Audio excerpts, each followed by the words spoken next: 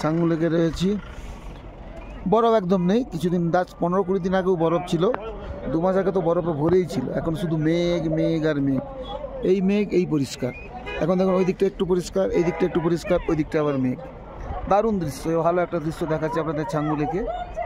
দেখতেই পাচ্ছেন, দেখুন দেখুন দেখুন গুঁড়ি গুঁড়ি বৃষ্টি পড়ছে। শিব মন্দির, আর ওই সামনে রয়েছে রোপওয়ে, সব থেকে হাইস্টে রোপওয়ে এইখানটায়। যাই হোক, এইসব যারা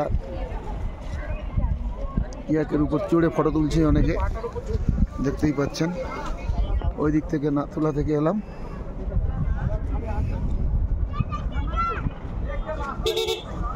দারুণ মনোরম দৃশ্য, দেখতে থাকুন।